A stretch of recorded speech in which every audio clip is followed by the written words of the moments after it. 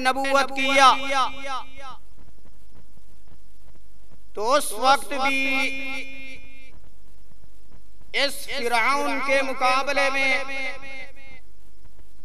اگر کوئی تھا تو وہ جماعت اہل حدیث کا فرزند تھا، جیسا کہ مولانا ثناء اللہ مرتصری اور مولانا محمد حسین بٹالوی رحمت اللہ علیہما انہوں نے بھی قادیانی کے مقابلے میں قرآن و حدیث کے جوہر دکھائے اور غلام احمد قادیانی کو جھوٹا اور کافر قرار دیا۔ اسی طرح میرے بھائیوں، اگر اس صدی میں یہ منکرین حدیث اٹھے ہیں جنہوں نے صرف انکار حدیث ہی نہیں کیا بلکہ انہوں نے اللہ کے قرآن کو بھی ٹھکرا دیا، آج انشاءاللہ العزیز میں قرآن سے ثابت کروں گا کہ حضرت عیسیٰ بن مریم علیہ السلام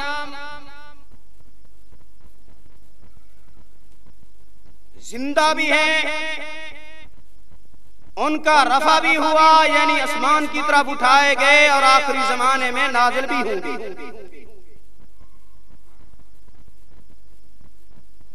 میرے بھائیوں،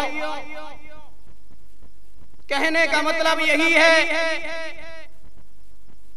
ہر دور میں فرعونیت کے مقابلے میں اگر کوئی موسمی طاقت ملی ہے تو وہ ایک جماعت ہے جس کے بارے میں ہمارے پیغمبر محمد رسول اللہ صلی اللہ علیہ وسلم نے فرمایا تھا، لا تزال طائفة من امتی ظاہرین علی الحق،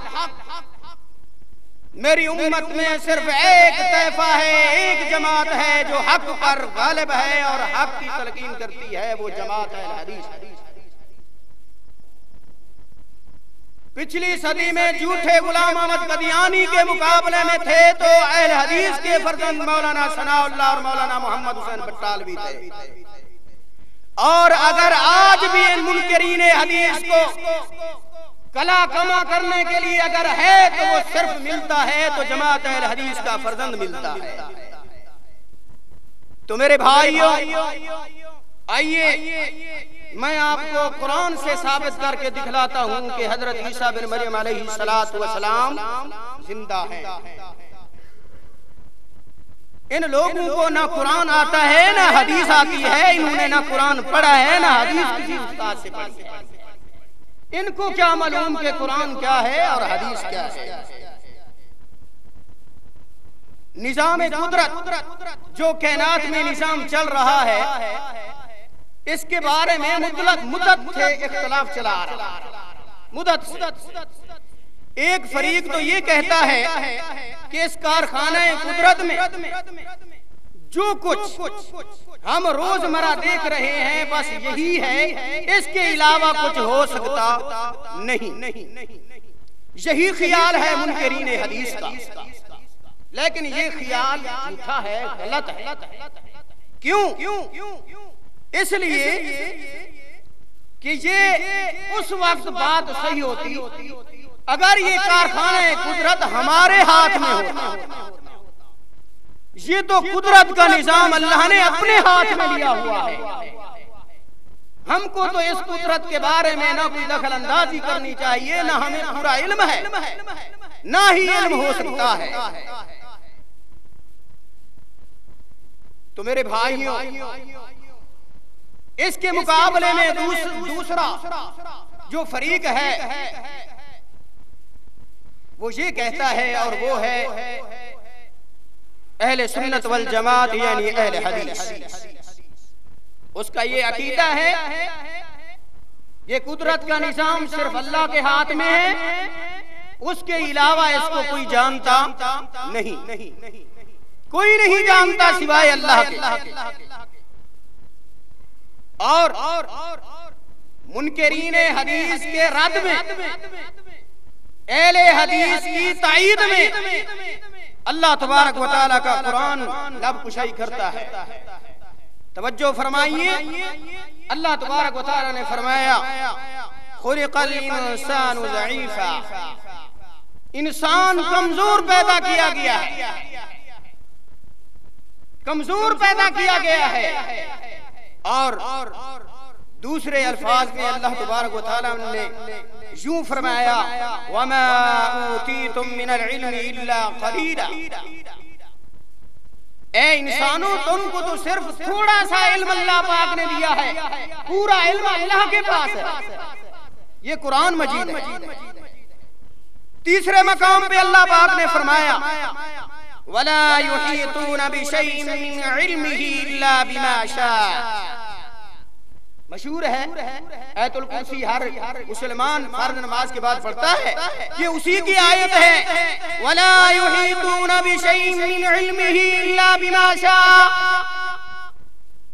کہ اللہ کے علم کا احاطہ کوئی چیز کر سکتی نہیں۔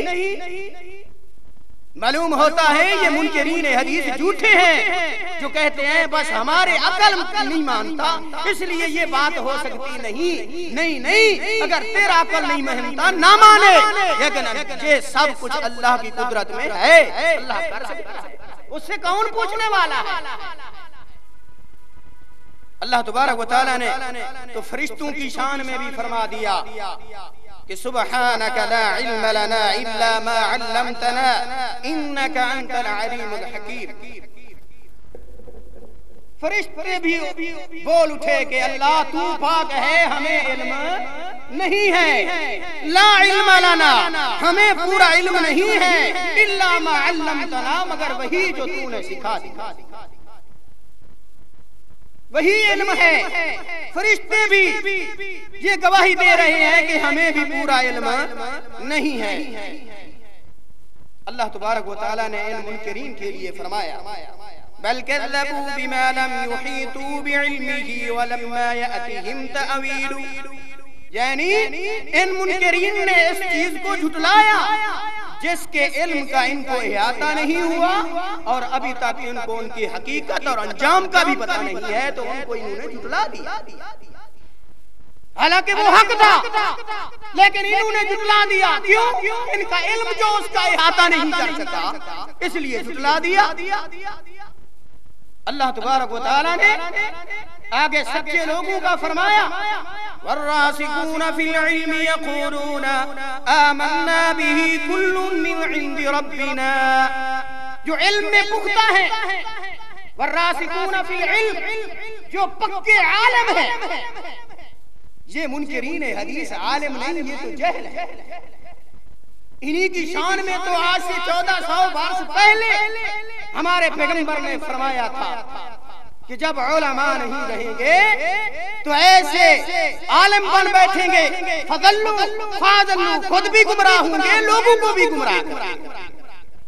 یہ وہی لوگ ہیں، یہی منکرین ہیں جن کو نہ قرآن کے علم کا پتہ ہے نہ حدیث کا علم جانتے ہیں۔ اللہ تبارک و تعالیٰ نے فرمایا والراسخون فی العلم یقولون آمنا به کل من عند ربنا، جو علم میں پختہ ہے، راسخ علم والے ہیں، علماء حق ہیں، تو وہ یہی کہہ دیتے ہیں کہ آمنا به کل من عند ربنا، ہم اس پر یقین رکھتے ہیں یہ سب کچھ ہمارے اللہ کی طرف سے ہے، اللہ جو کرنے میں آئے کر سکتا ہے۔ اب میں تجھے کچھ وضاحت کر کے بتلاؤں کہ ان لوگوں نے جو پروپیگنڈا کیا ہوا ہے اس کی تھوڑی وضاحت آپ سمجھ لیں، ذہن اور دل کو حاضر رکھیں۔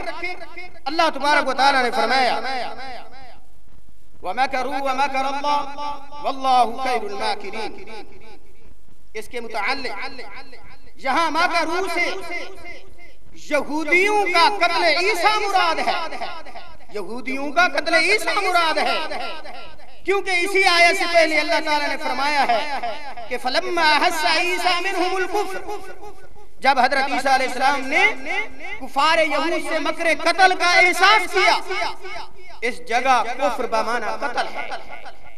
مفسرین کو یہاں اتفاق ہے کفر بمعنی قتل. کیوں؟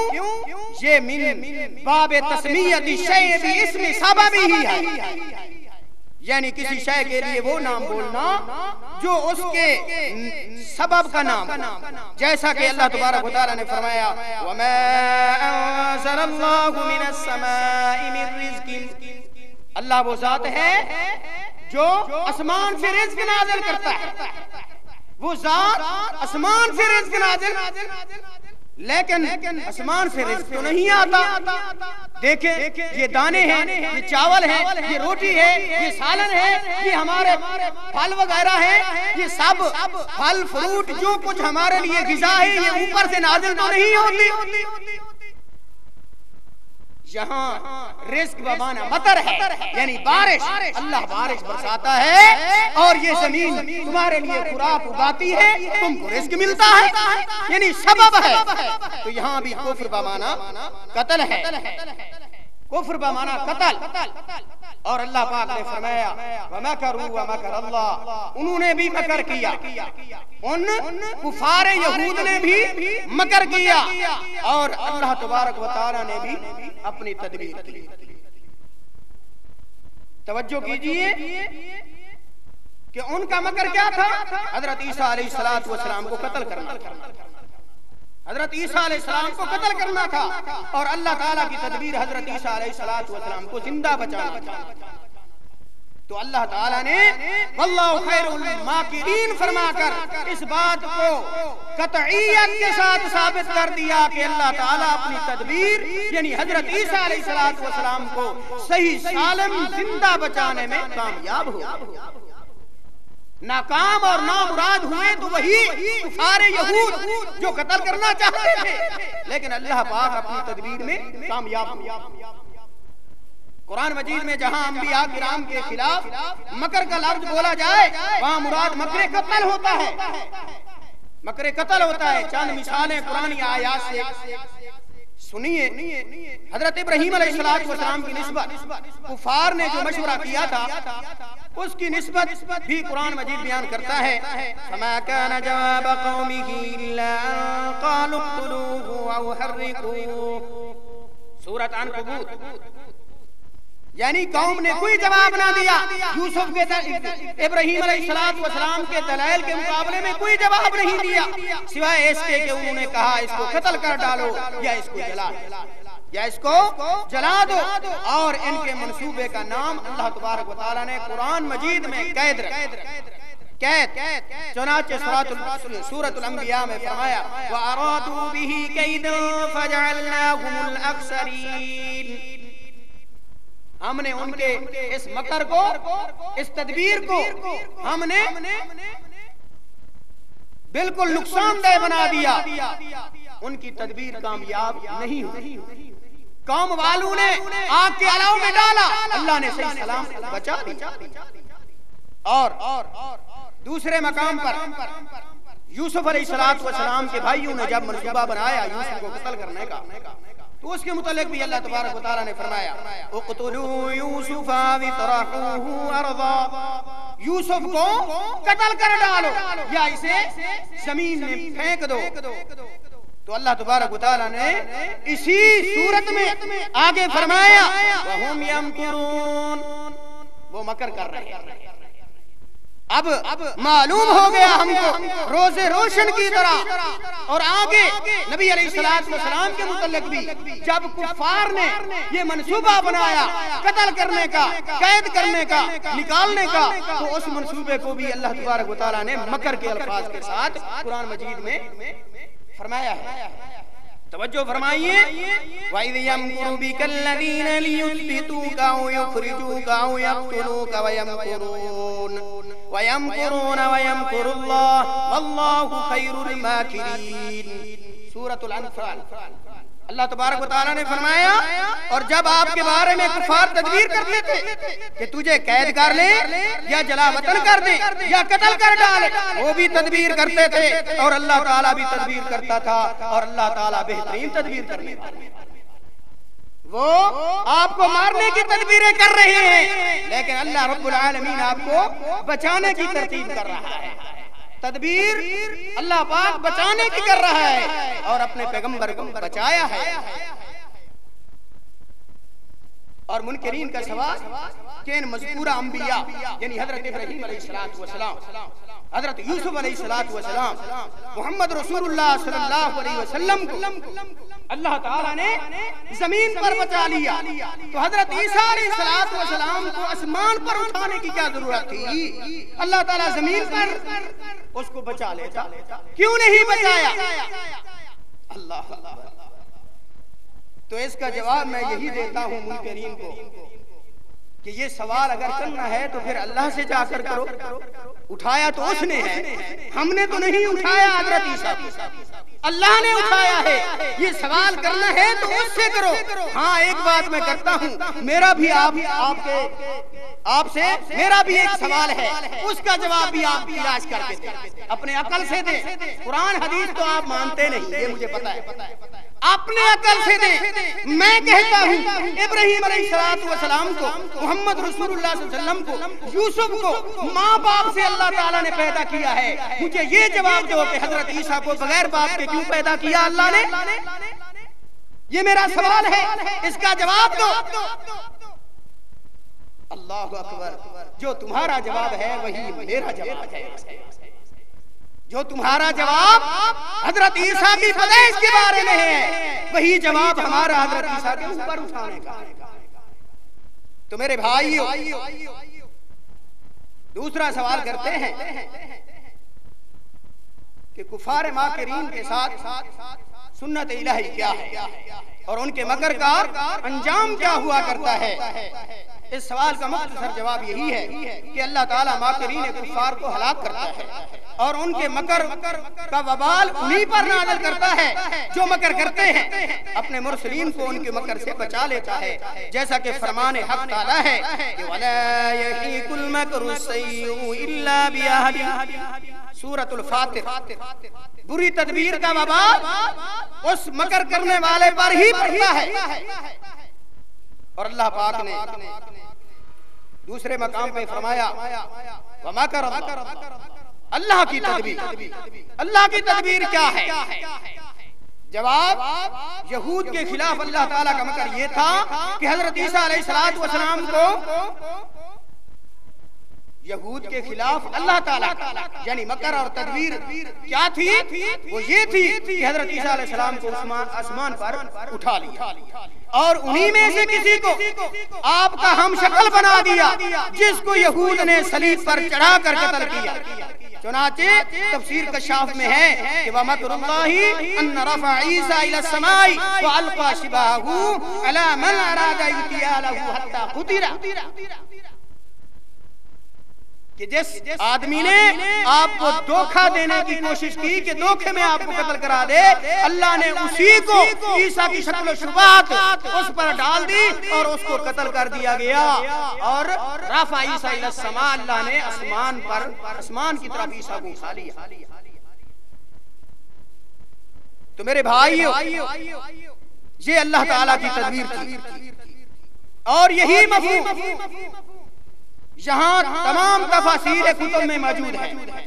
توجہ فرمائیے، نمبر 1 تفسیر جلالین، نمبر 2 تفسیر کشاف، نمبر 3 تفسیر علامہ ابی سعود، نمبر 4 تفسیر مدارک، نمبر 5 تفسیر ابن کثیر، نمبر 6 تفسیر بیضاوی، نمبر 7 تفسیر رحمانی، نمبر 8 تفسیر فتح البیان، نمبر 9 تفسیر معالم، نمبر 10 تفسیر سراج المنیر، نمبر 11 تفسیر فیضی، نمبر 12 تفسیر عباسی، نمبر 13 تفسیر کبیر، نمبر 14 تفسیر جامع البیان۔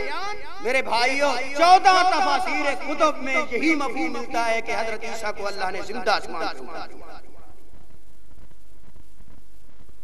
اور آگے چلیے، اور اس بات کی تائید و تصدیق قرآن مجید بھی کرتا ہے، کوئی تھا تو ضرور جس کو انہوں نے قتل کیا، کیونکہ اللہ تبارک و تعالیٰ کا قرآن ہے وَقَوْلِهِمْ إِنَّا قَتَلْنَا الْمَسِيحَ عِيسَى ابْنَ مَرْيَمَ رَسُولَ اللَّهِ، کہ یہودیوں نے یہی کہا کہ انا قتلنا المسیح عیسیٰ بن مریم رسول اللہ، بے شک ہم نے مسیح عیسیٰ بن مریم جو اللہ کا رسول تھا اسے قتل کر دیا۔ معلوم یہی ہوتا ہے کوئی مقتول ہوا ضرور ہے، جس سے کفار یہود نے قتل کیا ہے، کوئی آدمی ضرور تھا، لیکن وہ کون تھا؟ وہ یہی آدمی تھا جو دھوکہ دینا چاہتا تھا حضرت عیسیٰ کو، اسی کو اللہ تعالیٰ نے شکل و شبات اس پر ڈال کر اسی کو قتل کرا دیا، اور حضرت عیسیٰ علیہ السلام کو صحیح سلامت بمائے روح جسم آسمان کی طرف اٹھا دیا۔ قرآن سے ثابت ہے۔ آئیے میں آپ کو تھوڑا قرآن کے الفاظ یہ کیا کرتے ہیں، جو جس کو اپنے دین کا پتہ نہیں ہے اسی کو بہکاتے ہیں۔ دیکھو جی قرآن کچھ کہتا ہے، حدیث کچھ کہتی ہے، اور ایک حدیث آئے کہ حضرت عیسیٰ یوں ہوئے، دوسری حدیث ہے ایسے اٹھائے گئے، تیسری حدیث ہے یوں نازل ہوں گے۔ یہ کیا ہے؟ یہ سب شیطانی وسواس ہیں۔ میرے بھائیوں، اگر تم کو علم نہیں ہے اپنے علماء کے پاس آؤ، پوچھو ان سے کہ یہ مسئلہ کیا ہے، اور یہ مسلمانوں کو کینسر بیماری لگ رہی ہے جو منکرین ہو رہے ہیں یا منکرین کی طرف راغب ہو رہے ہیں۔ آئیے اللہ تبارک و تعالی نے قرآن مجید میں فرمایا، اذ قال اللہ یا عیسیٰ انی متوفیک ورافعک الی ومطہرک من الذین کفروا۔ اللہ تبارک و تعالیٰ نے فرمایا کہ اے عیسیٰ انی متوفیک، میں تجھے پورا لینے والا ہوں، ورافعوں کا، اور تجھے اٹھانے والا ہوں، الیہ، کہاں؟ الیہ، اپنی طرف، کہاں؟ اپنی طرف۔ یہ ایک عقیدے کی بات ہے کہ اللہ کہاں ہے، اکثر مسلمانوں کو پتہ نہیں ہے، ان کے بہکاوے میں آ جاتے ہیں، ان کا عقیدہ اللہ کے بارے میں بھی صحیح نہیں ہے، وہ بھی کبھی موقع ملا تو ضرور میں بتلاؤں گا، لیکن اتنا سمجھ لو کہ اللہ کہاں ہے؟ اللہ سات آسمانوں کے اوپر ہے۔ ہم دعا کرتے ہیں، قرآن سے ملتا ہے کہ اللہ پاک الرحمن علی العرش استویٰ، اللہ آسمان پر مستوی ہے۔ حدیث میں ملتا ہے کہ حضرت انس رضی اللہ تعالیٰ عنہ فرماتے ہیں کہ امی زینب دوسری بیویوں سے اگر جھگڑا کرتی تھی تو فخر کرتی تھی ان پر، تفخروا علی ازواج النبی صلی اللہ علیہ وسلم، فخر کے الفاظ بولتی تھی، کیا کہتی تھی؟ یہی فرماتی تھی تمہارے نکاح تمہارے ولیوں نے کیے ہیں، اور میرا نکاح کیا ہے تو اللہ تعالیٰ نے کیا ہے، اور وہ اللہ کہاں ہے؟ وہاں لفظ ہے هو الذی فوق سبع سماوات، وہ اللہ جو سات آسمانوں کے اوپر ہے۔ بخاری کی حدیث ہے، ایک آدمی آتا ہے جی میں نے اپنی لونڈی کو تھپڑ مار دیا، میں اب سمجھتا ہوں میں نے اچھا نہیں کیا، اب میں کیا کروں؟ نبی علیہ السلام نے فرمایا تو کیا چاہتا ہے؟ وہ کہتا ہے اللہ کے نبی میرا دل کرتا ہے میں اسے آزاد کر دوں۔ اللہ کے نبی نے فرمایا اس کو میرے پاس لے آؤ۔ جب وہ آئی نبی علیہ السلام نے پہلا سوال کیا این اللہ، اللہ کہاں ہے؟ اس عورت نے کیا جواب دیا؟ اللہ فی السماء، بخاری کی حدیث ہے، اللہ کہاں ہے؟ آسمان میں۔ اور اللہ کے نبی نے فرمایا من انا، میں کون ہوں؟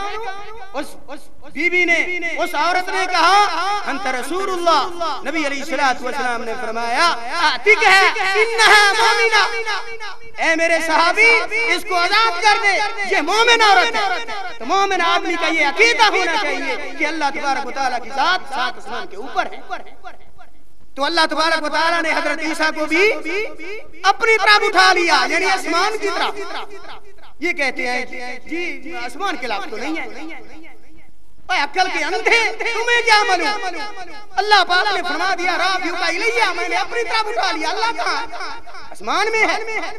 ہر ان پڑھ جاہل آدمی بھی مسلمان جب دعا کرتا ہے ہاتھ اٹھاتا ہے۔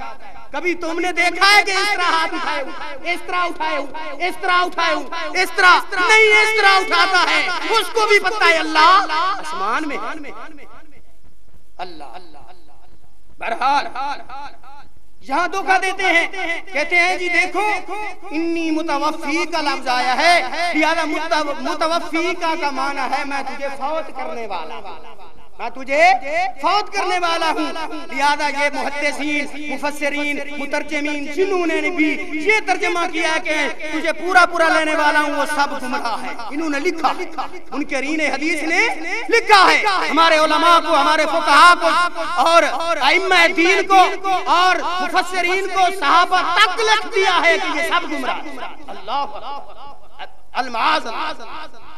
میرے بھائیوں نہیں, ذرا ان کے سامنے یہ لفظ رکھو متوفی, یہ وفا سے اخذ ہے, وفا سے. اس کا مادہ وفا ہے اور عام آدمی بھی جانتا ہے. کہتا ہے یار میرا وہ یار جو تھا نا وہ بے وفا نکلا, وہ بے وفا نکلا. معلوم کیا ہوا, یعنی اس نے کوئی عہد معاہدہ پورا نہیں کیا. وفا کا معنی ہوتا ہے پورا پورا کرنا, اور یہاں متوفی بھی سیدھا وفا سے ہے. اس کا معنی پورا پورا ہے, اس کا معنی مننے کا نہیں ہے. میں ثابت کرتا ہوں لغت کی کتابوں سے, قرآن سے. اللہ تبارک و تعالیٰ نے فرمایا, اور اس کا مصدر ہے توفی. اور یہ لوگ دھوکہ دیتے ہیں. دیکھو جی پٹواری جو ہے نا وہ لکھ رہے ہیں, پٹواری لکھ رہے ہیں کیا, متوفی لکھ رہے ہیں. نہ پٹواری کو دین کا علم ہے نہ ان منکرین حدیث کو. لفظ متوفی نہیں, کسی مدرس سے جا کر, کسی عالم سے جا کر پوچھو کہ لفظ متوفی ہوتا ہے یا متوفا ہوتا ہے. جس کو میت لکھا جائے, جس کو پٹواری لکھ رہا ہے کاغذات پر, جس کا ورثہ تقسیم ہو رہا ہے, وہ لفظ متوفا ہے, فوت کیا گیا. اس کا لفظ متوفی نہیں, متوفی اسم فاعل کا صیغہ ہے. طلباء جانتے ہیں, علماء جانتے ہیں. تو اس کا معنی ہوتا ہے فوت کرنے والا. فوت کیا ہوا اور بات ہے, فوت کرنے والا اور, قتل کرنے والا اور ہوتا ہے, مرنے والا اور ہوتا ہے. ان کو اتنا پتہ. آئیے توفی لفظ کی تحقیق کرتے ہیں. لفظ توفی لفظ وفا سے اخذ ہے, اور وفا کے معنی ہے پورا پورا پورا کرنا. پس توفی باب تفاعل ہے, تفاعل ہے کسی مادہ وفا سے. اس کے معنی ہوئے اخذ الشیء وافیاً, اخذ الشیء وافیاً یعنی کسی چیز کو پورا پورا لے لینا. یہ لغت کی کتابوں میں محاورہ لکھا ہوا.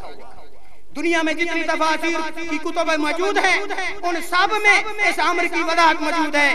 سنیے, جس طرح سے مادہ کے حروف ہر صیغہ میں باقی رہتے ہیں, اسی طرح مادہ کے معنی بھی ہر بات اور ہر صیغہ میں باقی رہتے ہیں. ائمہ لغت, ائمہ تفسیر بلا خلاف مادہ کے باب تفاعل اور باب استفعال کو ہم معنی ذکر کرتے ہیں. چنانچہ تفسیر کبیر, تفسیر خازن اور تفسیر معالم میں بھی ان کو ہم معنی ذکر کیا گیا ہے. لغت کی کتاب صراحہ اور قاموس میں بھی ان کو ہم معنی ذکر کیا گیا ہے. تفسیر کبیر جلد 2 صفحہ نمبر 481 پر مذکور ہے کہ توفیت منہ دراہمی. عرب کا یہ محاورہ ہے, اگر کسی سے کوئی پیسہ لینا ہوتا یا کسی سے قرضہ لینا ہوتا, جب لے لیتے تو وہ کہتا قرضہ لینے والا توفیت منہ دراہمی, میں اس سے اپنے درہم پورے پورے لے لیے. توفیت اس کا معنی موت نہیں, اس کا معنی ہے پورا پورا لینا. میرے بھائیو اصل میں یہ لفظ توفی جنس ہے, لفظ توفی جنس ہے. جنس کے مختلف انواع یعنی اقسام ہوتے ہیں. قسمیں ہوتی ہیں جنس کی. مثال کے طور پر آپ کو اردو میں بتلاتا ہوں کہ ایک جنس ہے جانور. جانور اس کی قسمیں ہیں, اونٹ, گھوڑا, گائے, گدھا, بکری, کتا, بلی, یہ سب جانور ہیں. لیکن مطلق بول دیا جائے کہ جانور, لیکن خاص کیا جائے کہ گھوڑا, اونٹ, یہ سب جانور ہیں. تو میرے بھائیو توفی کا بھی مختلف معنی ہے, مختلف معنی ہے. یہ لفظ جنس ہے. میں آپ کو مزید مثال دیتا ہوں کہ توفی کا جو لفظ ہے یہ لفظ جنس ہے, اور اس کی اقسام موت بھی ہے, نوم بھی ہے یعنی نیند بھی ہے, اور رفع یعنی اٹھانا بھی ہے. متوفی کا پورا پورا لینا بھی ہے. لہذا جہاں موت کا قرینہ ہوگا موت کا معنی کیا جائے گا, قرآن مجید میں موجود ہے. جہاں نیند کا قرینہ ہے نیند معنی کیا جائے گا, اور جہاں توفی کا قرینہ رفع ہوگا یعنی متوفی کا کے سامنے قرینہ رفع ہوگا, اس کا معنی ہوگا کہ پورا پورا لینا. یہ قرآن مجید میں موجود ہے۔ میں آپ کو مزید کچھ چیزیں بتلانا چاہتا ہوں۔ آپ کو میں قرآن مجید سے ایک دو مثالیں بتلاتا ہوں، ذرا دل و دماغ کو حاضر رکھیے میرے بھائیوں، مثالوں کو غور سے سنیے۔ جزاکم اللہ۔ پہلی مثال ہے قرآن مجید میں لفظ عین ہے، عین عین یہ نون عین، اور یہ عین لفظ قرآن مجید میں استعمال ہوا ہے، یہ بھی لفظ جنس ہے۔ ایک آیت آتی ہے قرآن مجید کی، اس عین کا معنی ہے پانی کا چشمہ۔ اس عین کا کیا معنی ہے؟ پانی کا چشمہ۔ اور دوسری آیت ملتی ہے وہاں عین کا معنی ہے آنکھ۔ کتنا فرق ہے؟ لفظ ایک ہے، لفظ عین ہے، لیکن ایک جگہ اس کا معنی پانی کا چشمہ کر رہے ہیں، دوسری جگہ اس کا معنی آنکھ کر رہے ہیں۔ کیوں؟ اس لیے کہ وہاں حالیہ و مقالیہ کریں موجود ہیں، قرینہ ہے، اشارہ ہے کہ جہاں پانی کا چشمہ مراد ہے، یہاں آنکھ مراد ہے۔ اسی لیے یہاں متوفیقہ کے سامنے رافع آیا ہے، جس کا قرینہ واضح طور پر بتلا رہا ہے کہ اللہ پاک نے فرمایا میں نے پورا اتارا۔ آئیے میں آپ کو مثال دیتا ہوں۔ پہلی مثال پہلے سپارے میں ہے، فانفجرت منہ اثنتا عشرۃ عینا۔ موسیٰ کو حکم دیا آپ اپنی لاٹھی ماریے، پتھر سے 12 چشمے جاری ہو جائیں گے۔ فانفجرت منہ اثنتا عشرۃ عینا، تو یہاں 12 چشمے عینا کا معنی، عین کا معنی کیا ہے ہم نے پانی کے 12 چشمے، پانی کا چشمہ۔ اور آگے دیکھیے قرآن مجید میں آتا ہے موسیٰ علیہ السلام کے بارے میں، وَلِتُسْنَ عَلَىٰ عَيْنِ، تاکہ تیری پرورش میری آنکھ کے سامنے ہو۔ یہاں آنکھ مراد ہے۔ دوسرے مقام پہ آیا قُرَّةُ عَيْنٍ لِّي، میری آنکھ کی ٹھنڈا۔ جہاں آنکھ مراد ہے، جہاں لفظ ہے وہاں لفظ ہے، لیکن معنی مختلف۔ میں نے آپ کو بتلایا ہے نا لفظ جنس۔ ایک اور مثال سنیے، قرآن مجید میں لفظ ہے الصلاۃ لفظ ہے قرآن مجید میں، اس کے ہم 4 معنی کرتے ہیں۔ ان منکرین سے پوچھئے، ان منکرین سے سوال کیجئے کہ الصلاۃ کے معنی 4 تم کیوں کرتے ہو؟ ہر جگہ ایک معنی کرو، جیسے تم متوفی جہاں آ جائے وفات کرتے ہو، موت کرتے ہو۔ آئیے میں مثال دیتا ہوں۔ قرآن مجید کی ایک آیت ہے وَأَقِیمُوا الصَّلَاةَ، نماز قائم کرو۔ دوسری آیت ہے اولئک علیہم صلوات من ربہم، جو مصیبت میں صبر کرتے ہیں ان لوگوں پر اللہ کی طرف سے رحمتے ہیں۔ اور تیسری جگہ پہ ولا تصلی علی احد منہم مات ابدا، جو منافقوں میں سے مر جائے اس پر ہمیشہ جنازہ نہ پڑھو، جنازہ نہ پڑھو۔ اللہ کے نبی کو حکم دیا اللہ تعالیٰ نے، وصلی علیہم ان صلاتک سکن لہم۔ چوتھے مقام پر اللہ پاک نے فرمایا اے میرے نبی ان لوگوں کے لیے دعا کیجئے، دعا کیجئے، اور آپ کی دعا ان کے لیے سکون کا سبب بنے۔ یہ 4 آیات ہیں، بتلائیے ان کو 4 آیات ہیں، اور چاروں آیات میں لفظ صلاۃ استعمال ہوا ہے۔ ایک جگہ اس کا معنی نماز ہے، دوسری جگہ اس کا معنی رحمت ہے، تیسری جگہ اس کا معنی جنازہ ہے، چوتھی جگہ اس کا معنی دعا ہے۔ تو میرے بھائیوں ہم کو یہی پتا چلتا ہے کہ یہ لوگ قرآن کو بھی نہیں مانتے۔ اور یہاں متوفیقہ کے ساتھ قرینہ رافع کا اللہ نے فرما دیا، تو اس کا معنی وہی ہے جو مترجمین، مفسرین اور بالاتفاق و بالاجماع ائمہ دین سلف صالحین اور حقیقی مومن و مسلمین نے معنی کیا ہے، وہ یہ معنی ہے۔ اسی معنی پر ایمان اور عقیدہ رکھتے ہیں مسلمان کہ حضرت عیسیٰ علیہ السلام کو اللہ تعالیٰ نے پورا لے لیا، زندہ آسمان کی طرف اٹھا لیا۔ یہ متوفیقہ کا معنی۔ منکرین کہتے ہیں کہ جب رفع کا صلہ الہ ہوتا ہے، یہ علماء سمجھتے ہیں، آپ بھی تھوڑا سمجھیے، جب رفع کا صلہ الہ ہوتا ہے تو کنایہ ہوتا ہے عزت، اکرام اور عزت۔ یہاں وہ بھی معنی انہوں نے ترجمہ بدل دیا، خود بدلتے نہیں، قرآن کو بدل دیتے ہیں۔ معنی کیا ہے متوفیقہ و رافعہ الیہ کا معنی کیا منکرین حدیث نے کیا کہ اے عیسیٰ میں تجھے عزت کی موت دینے والا۔ نعوذ باللہ من ذالک۔ کسی نے یہ معنی نہیں، نہ کسی صحابی نے، نہ تابعی نے، نہ ائمہ دین نے، نہ مفسر نے، نہ ایک معنی نکلا۔ جس طرح یہود و نصارہ نے تورات و انجیل میں تعریف کی، اسی طرح ان لوگوں نے منکرین حدیث میں بھی قرآن میں تعریف کی۔ اس سے پہلے وہ پرویز بھی آیا تھا جس نے قرآن کا ترجمہ کیا اور وہاں اپنی تفسیریں لکھی، سارے قرآن کی تحریف کر دیا، یہ انہی کے نقش قدم پر چل رہے ہیں۔ بہرحال مختصر یہ کہتے ہیں رفع کا صلہ جب الہ ہوتا ہے، یہ ہے نا رافعو کا الیہ، آگے الہ ہے، تو الہ جب صلہ ہوتا ہے تو اس کا معنی ہوتا ہے عزت، اکرام۔ جن کو قرآن و حدیث سمجھ میں نہ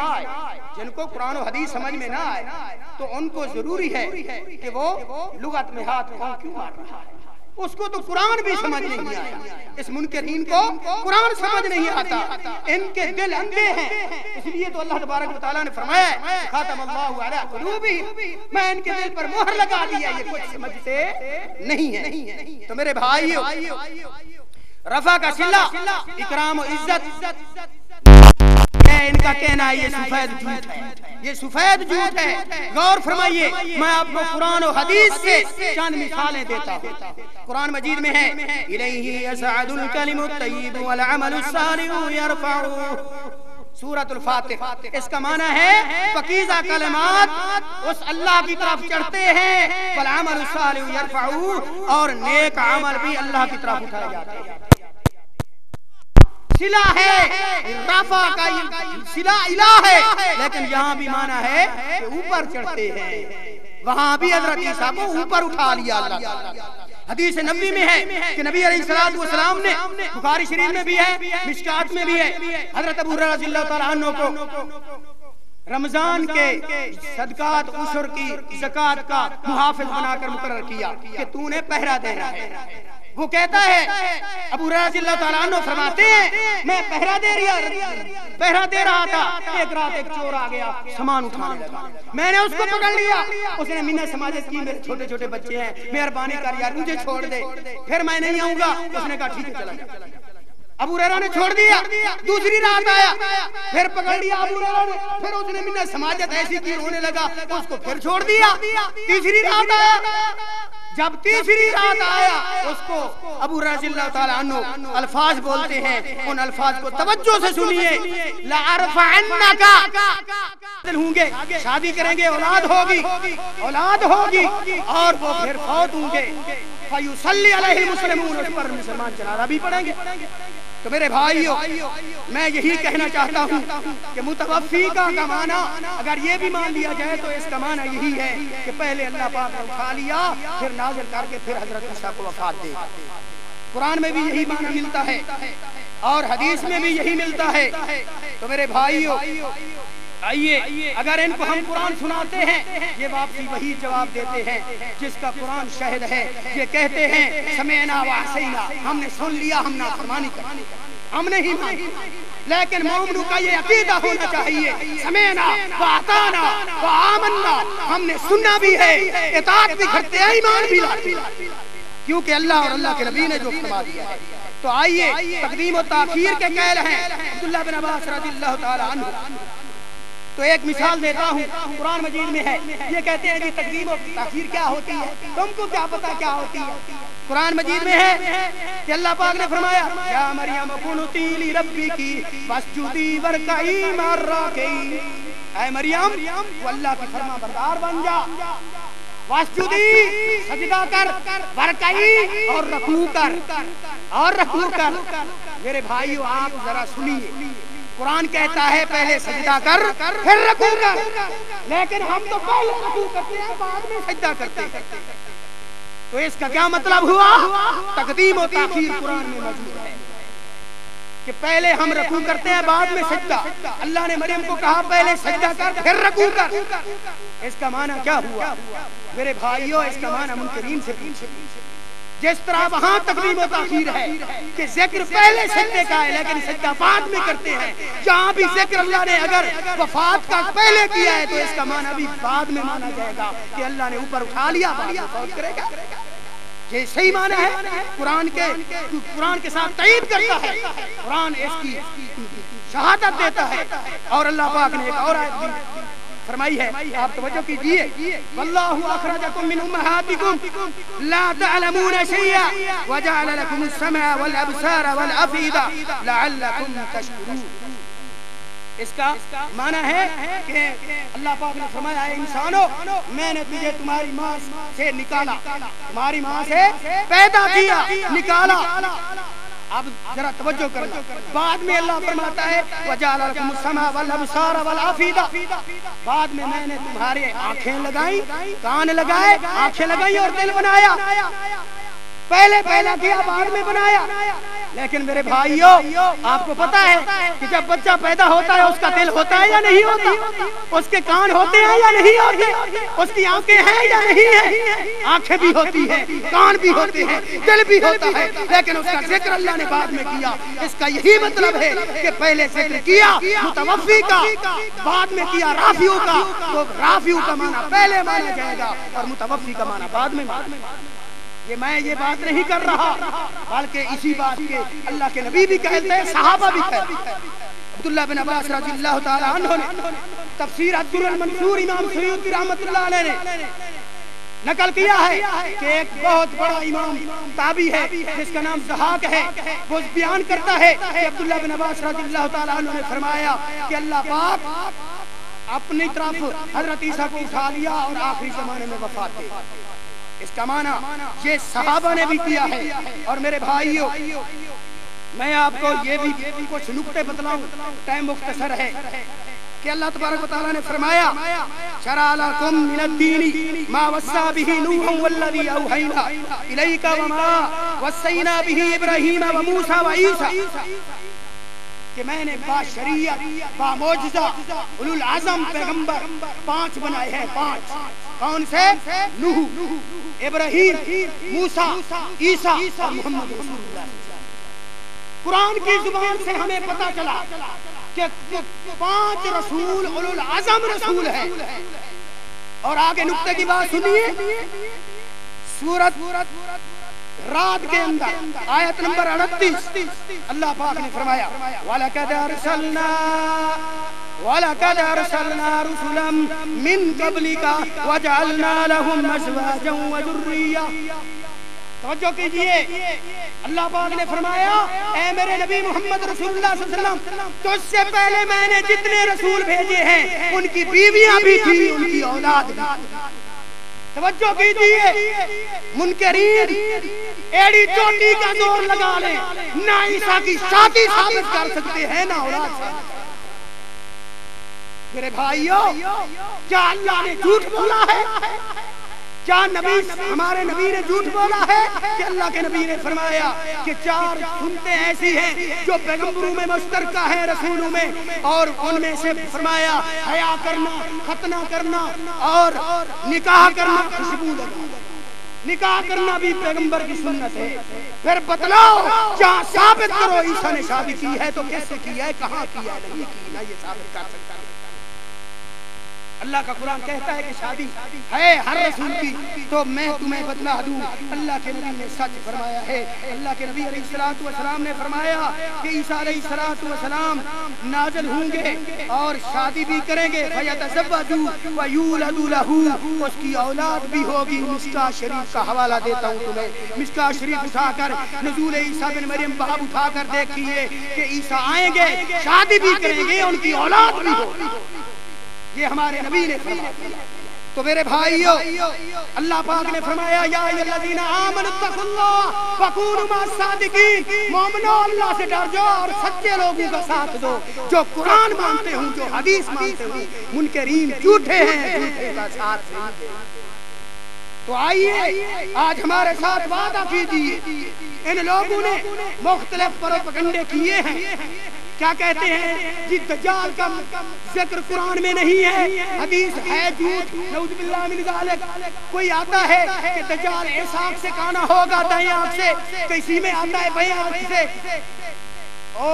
میں یہ ثابت کرنا چاہتا ہوں، میں ادنا سا طالب علم ہوں حدیث کا، میں نے ان کے اس پمفلٹ کا جواب لکھا ہے، کوئی مخیر حضرات ہے تو مجھ سے لے لے اور اس کو جا کر مکتبے میں چھپوائے اور ان لوگوں کا منہ بند کرے۔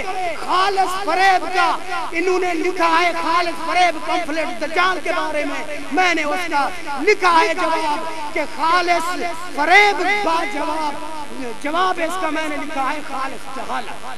خالص جہالت ثابت کیا ہے میں نے تو جال دیا۔ تو میرے بھائیوں مختصراً میں یہی آپ کو کہنا چاہتا ہوں کہ اللہ تبارک و تعالیٰ نے ایک اور مقام پہ فرمایا، یہ لوگ کہتے ہیں کہ ہم نے عیسیٰ بن مریم کو قتل کیا، لیکن اللہ پاک نے فرمایا ان کو یہاں شک ہے، یہ گمان کے پیچھے لگے ہوئے ہیں، پکی بات یہ ہے وما قتلوہ یقینا، انہوں نے قتل نہیں کیا۔ اس سے پہلے فرمایا وما قتلوہ وما صلبوہ، نہ قتل کیا نہ صلیب پہ چڑھایا، اور آگے فرمایا وما قتلوہ یقینا، پکی بات ہے انہوں نے قتل نہیں کیا۔ پھر آئے اللہ وہ گیا کہاں ہے؟ تو اللہ پاک نے ساتھ ہی فرما دیا برفعہ اللہ الیہ، اس کو اللہ نے اپنی طرف اٹھا دیا۔ میں نے تم کو بتایا تھا نا متوفی کا معنی اسم فاعل ہے فوت کرنے والا، اس کے آگے فرمایا ورافعک، تجھے اٹھانے والا ہوں، اور اس آیت میں فرما دیا برفعہ اللہ الیہ، وہاں فرمایا اٹھانے والا ہوں، اللہ کب اٹھائے گا؟ وہ بھی سوال کر سکتے ہیں کہ اس مولوی نے سوال کیا ہے متوفی کا معنی ہے فوت کرنے والا ہوں، اللہ سے پوچھئے۔ آگے تو فرمایا ورافعک کہ میں تجھے اٹھانے والا ہوں، پھر یہ اہل حدیث بھی اللہ سے پوچھے، اللہ نے قرآن میں فرما دیا رافعک الیہ، پھر فرما دیا برفع اللہ الیہ، ماضی کا صیغہ کے بلکہ میں اللہ نے اس کو اپنی طرف اٹھا لیا۔ وہاں فرمایا تھا اٹھانے والا ہوں، جہاں فرما دیا اٹھا لیا ہے، معلوم ہوا کہ اللہ نے عیسیٰ کو اٹھا لیا ہے، وفات بعد میں۔ تو میرے بھائیوں ٹائم مختصر ہے، ٹائم ختم ہو گیا ہے، تو کافی دلائل تھے جو میں تم کو دینا چاہتا تھا، لیکن مختصر یہی کہتا کروں کہ قرآن مجید میں جہاں انوکھی باتیں آئی ہیں، جہاں انوکھی باتیں آئی ہیں، اللہ نے وہاں لفظ آیا فرمایا ہے، آیا یعنی میری قدرت کا نمونہ۔ اللہ پاک نے قرآن مجید میں فرمایا حضرت عزیر علیہ السلام کے بارے میں، جب وہ 100 سال تیسرے پارے میں 100 سال موت آ گئی، جب اس کو اللہ نے اٹھایا تو پوچھا کتنا عرصہ ٹھہرا؟ اس نے کہا بس ایک دن یا دن کا بعض حصہ۔ اللہ کے نبی نے فرمایا نہیں، بل لبثت مئۃ عام، 100 سال یہاں ٹھہرا، 100 سال۔ پھر اللہ نے اس کو زندہ کیا، کیوں کیا؟ اس لیے کہ فرمایا وَلِنَجْعَلَكَ آیَةً لِلنَّاسِ، تاکہ میں لوگوں کے لیے قدرت کا نشان بناؤں، اپنی قدرت کا نشان دکھاؤں لوگوں کو۔ پھر کہف والوں کا واقعہ قرآن میں ہے، ان کو کتنا 300 سنین وازدادوا 9، 309 سال، 300 سال پھر 9 سال ان کو بھی وفات دی، پھر ان کو زندہ کیا اللہ نے۔ قرآن میں ہے، یہ تو قرآن بھی نہیں مانتے، قرآن میں ہے، ان کو زندہ کیا۔ پھر فرمایا کہ ان اصحاب الکہف والرقیم کانوا من آیاتنا عجبا، یہ میری قدرت کے کرشمے ہیں، قدرت کے نمونے ہیں جو میں نے دکھائے ہیں۔ تو اسی طرح میرے بھائیوں فرعون کے لیے بھی اللہ نے قرآن میں فرمایا فَالْيَوْمَ نُنَجِّيكَ بِبَدَنِكَ لِتَكُونَ لِمَنْ خَلْفَكَ آیَةً، فرعون کی لاش کئی ہزار سال سے ابھی تک موجود ہے دنیا ہے کہ نہیں ہے؟ تم کو پتہ نہیں ہے؟ فلسطین کے عجائب گھر میں موجود ہے، فلسطین یا مصر کے عجائب گھر میں موجود ہے فرعون کی لاش، نہ بدبودار ہوئی نہ گلی سڑی، اور وہ صحیح سالم اسی دنیا میں موجود ہے۔ 3 دن تک آدمی زمین کے باہر بغیر سرد کھانے کے نہیں رہ سکتا، یہ اللہ کی قدرت کا نمونہ ہے۔ اللہ نے گواہی دی لِتَكُونَ لِمَنْ خَلْفَكَ آیَةً، کہ میں قدرت کا نشان بنانا چاہتا تھا اور بنایا کئی ہزار سال سے فرعون کو۔ اسی لیے اللہ پاک نے حضرت عیسیٰ علیہ السلام کے بارے میں بھی فرما دیا ہے کہ إِنَّهُ إِلَّا عَبْدٌ أَنْعَمْنَا عَلَيْهِ وَجَعَلْنَاهُ مَثَلًا لِبَنِي إِسْرَائِیل، عیسیٰ صرف میرا بندہ ہے اور کچھ نہیں۔ لوگ تو صحیح سمجھتے ہیں خدا ہے، نہیں، یہ میرا بندہ ہے، میں نے اس پہ انعامات دیے ہیں۔ وَجَعَلْنَاهُ مَثَلًا لِبَنِي إِسْرَائِیل، بنی اسرائیل کے لیے قدرت کا نشان بنا۔ اور آگے فرمایا ایک اور مقام پہ کہ وَلِنَجْعَلَهُ آیَةً لِلنَّاسِ، پوری ناس قرآن میں پوری کائنات کے لیے آتا ہے، پوری کائنات کے لوگوں کے لیے میں نے عیسیٰ کو نشان قدرت دیا۔ یہ اللہ کا قرآن ہے، سورۃ مریم۔ اور اللہ پاک نے سورۃ زخرف آیت نمبر 61 میں فرمایا ہے، 61 میں فرمایا فَإِنَّهُ لَعِلْمٌ لِلسَّاعَةِ، اٹھاؤ قرآن سورۃ زخرف آیت نمبر 61، پیچھے عیسیٰ کا ذکر ہے، آگے فرمایا وَإِنَّهُ لَعِلْمٌ لِلسَّاعَةِ، لوگوں پکی بات ہے عیسیٰ قیامت کی نشانی، عیسیٰ قیامت کی نشانی ہے۔ یہ کہتے ہیں جی یہ منتظر ہیں حضرت عیسیٰ کے، وہ جب تک نہیں آئے گا قیامت نہیں آئے گی، یہ کفر ہے، یہ بے ایمانی ہے۔ نہیں نہیں، یہ نشانی میں نہیں کہہ رہا، میرے استاد نے نہیں کہی، یہ نشانی تو اللہ نے قرآن میں بتلائی، اللہ نے قرآن میں بتلائی ہے، اور نبی علیہ السلام نے بھی فرمایا ہے کہ قیامت کی نشانی حضرت عیسیٰ بھی ہے، دجال بھی ہے، مشرق سے آگ نکلے گی۔ میرے بھائیوں کافی دلائل تھے لیکن ٹائم مختصر ہے، اللہ سے دعا ہے کہ اللہ تبارک و تعالی میری یہ چھوٹی سی کوشش قبول و منظور فرمائے، اور انشاءاللہ العزیز اگر پھر کبھی ٹائم ملا میں انشاءاللہ اسی مرکز کا طالب علم ہوں، اور میں نے دجال کے بارے میں بھی جواب لکھا ہوا ہے، اور جو ان کے پمفلٹ ہیں مجھے پہنچا ان کا جواب انشاءاللہ زندگی تک میں دوں گا۔ اگر یہ مناظرہ کریں میں حاضر ہوں، جب تک میں زندہ ہوں رب کعبہ کی قسم ہے، اگر ان کا کوئی عالم آتا ہے میں مناظرے کے لیے میں حاضر ہوں، استادوں کو تکلیف نہیں دوں گا، میں خود مناظرہ ان سے کروں گا، کسی مضمون پہ کر دے، کسی مضمون پہ۔ یہ تو قبر کا عذاب نہیں مانتے، یہ تو قیامت نہیں مانتے، آئیے ان کے پمفلٹ پڑھیے، یہ تو قربانی کو قربانی نہیں سمجھتے، یہ نماز کو نماز نہیں سمجھتے، یہ ایمان کو ایمان نہیں سمجھتے۔ تم نے کیا سمجھا ہے؟ یہ تو ایسے ہی ایمان پہ کینسر، جیسے کینسر کی بیماری لگتی ہے آدمی بچ نہیں سکتا، اسی طرح انہوں نے یہ ایسا ڈاکہ ڈالا ہے قرآن و حدیث کا تضاد سامنے رکھ کر، یہ ایمان پہ کینسر بیماری یہ ڈالنا چاہتے ہیں۔ میں تمہیں آخری بات کرتا ہوں، امام مسلم نے کتاب الایمان میں، امام مسلم رحمت اللہ علیہ نے صحیح مسلم میں کتاب الایمان میں باب نزول عیسیٰ علیہ السلام ذکر کیا۔ معلوم ہوتا ہے کہ کتاب الایمان سے تعلق ہے، اس لیے امام نے بھی، علماء جانتے ہیں جس کتاب سے تعلق ہو اسی کتاب کے تحت باب آتے ہیں، تو کتاب الایمان میں باب النزول عیسیٰ بیان کرنے میں یہ امام مسلم نے ثابت کیا ہے کہ ایمان کے ساتھ تعلق ہے عیسیٰ کا بھی، کہ ہم نے عیسیٰ کو ماننا ہے کہ اللہ نے زندہ اٹھایا پھر نازل کیا۔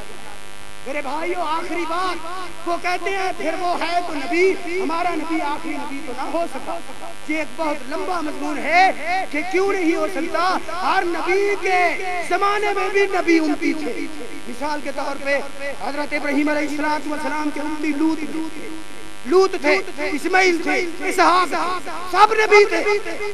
شریعت ابراہیم کی تھی، اسماعیل بھی امتی، اسحاق بھی امتی، لوط بھی امتی۔ میرے بھائیوں موسیٰ نبی تھے، اس کا بھائی ہارون اس کا امتی، نبی بھی ہے امتی بھی ہے۔ یہی شان تو اللہ نے محمد رسول اللہ کی رکھی ہے کہ بیت المقدس میں جب امامت کرائی تو سب نبی مقتدی بن کر آئے تھے، امتی بن۔ اور عیسیٰ علیہ السلام کے بارے میں یہ کہتے ہیں جی یہ تو قرآن اور حدیث میں نہیں ہے کہ عیسیٰ نبی علیہ السلام کے زمانے میں آئے گا، یہ دلائل میں نے دیے ہیں کہ آئے گا، پر پھر وہ رسول نہیں، قرآن مجید میں رسولاً الی بنی اسرائیل، قرآن کے لفظ ہے رسولاً الی بنی اسرائیل، رسول بن کر آئے گا تو بنی اسرائیل کے لیے آیا تھا، رسول بن کر آیا تھا تو رسولاً الی بنی اسرائیل، یہ لفظ قرآن کی آیت ہمارے لیے دلالت کرتی ہے کہ رسولاً الی بنی اسرائیل، بنی اسرائیل کے لیے رسول بن کر آئے تھے، تو ہمارے لیے کیا بن کر آئیں گے؟ اللہ کے نبی نے فرمایا انہو خلیفتی من امتی من بعدی، لوگوں میرے بعد عیسیٰ آئے گا۔ قرآن شریف میں یہ حدیث موجود ہے انہو خلیفتی من امتی، میرا امتی بن کر آئے گا۔ وہ اپنی نبوت کا دعویٰ نہیں کرے گا بلکہ وہ قرآن و حدیث کی تعلیم اور ارشاد کرے گا۔ تو اللہ سے دعا ہے کہ اللہ پاک ہمیں بھی اس بات پر یقین رکھنے کی توفیق عطا فرمائے، اور ان تمام کینسر کی بیماریوں سے اللہ پاک ہمیں نجات، اور ہمیں اللہ پاک ان کے مقابلے میں اللہ پاک ہمیں توفیق عطا فرمائے کہ ان کے ہم سر کلا کما کرنے کے لیے اللہ پاک ہمیں توفیق عطا فرمائے۔